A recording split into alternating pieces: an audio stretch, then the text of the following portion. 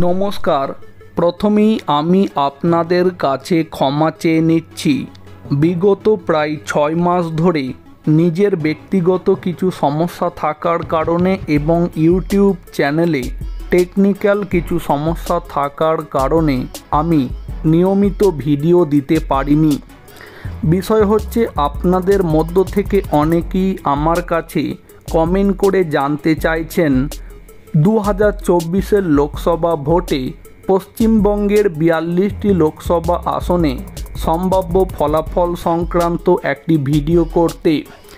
এই ভিডিওতে আমরা সেই বিষয়েই কথা বলবো, তবে এটাকে কোনো ওপিনিয়ন পোল কিংবা গ্রাউন্ড রিপোর্ট থেকে তৈরি করা কোনো সমীক্ষা বলবো না।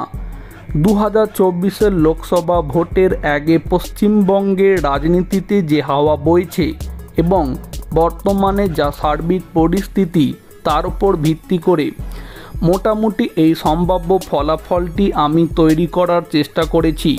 তো তাহলে চলুন দেখে নিই পশ্চিমবঙ্গের 42টি লোকসভা আসনের সম্ভাব্য ফলাফল। Cooch Behar BJP, Alipurduar BJP, Jalpaiguri BJP, Darjeeling BJP, Raiganj BJP, Balurghat BJP, Malda Uttar BJP, Malda Dakshin BJP, Jangipur Trinamool Congress, Baharampur Jatiya Congress, Murshidabad Trinamool Congress, Krishnanagar BJP, Ranaghat BJP, Bangaon BJP, Barrackpore BJP, Dum Dum BJP, Barasat Trinamool Congress, Basirhat BJP, Joynagar Trinamool Congress, Mathurapur BJP, Diamond Harbour Trinamool Congress, Jadavpur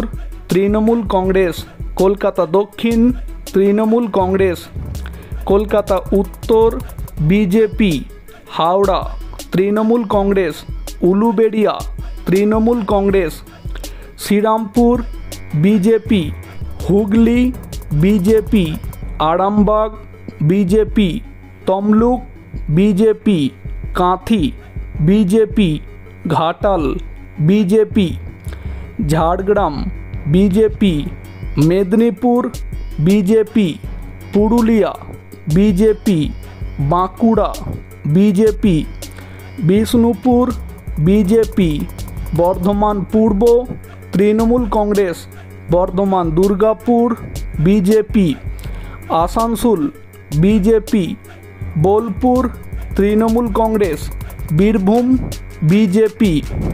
তাহলে যেটা দেখতে পাওয়া যাচ্ছে, পশ্চিমবঙ্গের 42টি লোকসভা আসনের মধ্যে জাতীয় কংগ্রেস 1টি আসন জিততে পারে, তৃণমূল কংগ্রেস 11টি আসন জিততে পারে, বিজেপি 30টি লোকসভা আসন জিততে পারে পশ্চিমবঙ্গের 42টি লোকসভা আসনের মধ্যে।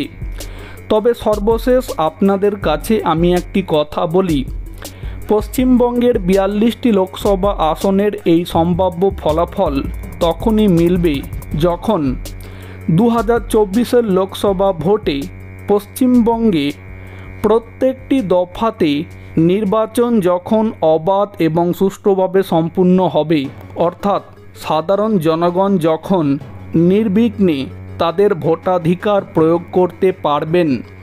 এর পাশাপাশি 4 জুন যেদিন ভোট গণনা হবে, সেই দিন যদি ভোট গণনার কাজ সুষ্ঠুভাবে সম্পূর্ণ হয়, মানে গণনার দিনে যদি কোনো কারসাজির ঘটনা কিংবা গণনা কারচুপির ঘটনা না ঘটে, তাহলে এই যে সম্ভাব্য ফলাফলের কথা বললাম এটা মিলবে।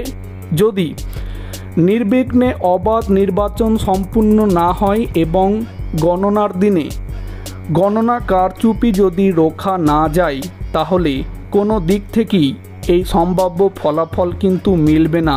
অর্থাৎ তখন এই সম্ভাব্য ফলাফলের সাথে বাস্তব ফলাফলের বিস্তর ফারাক দেখা যাবে। তো যাই হোক, এই সম্ভাব্য ফলাফলের বিষয়ে আপনাদের যদি কোনো মতামত দেওয়ার থাকে সেটা অবশ্যই কমেন্টে জানাবেন। ধন্যবাদ।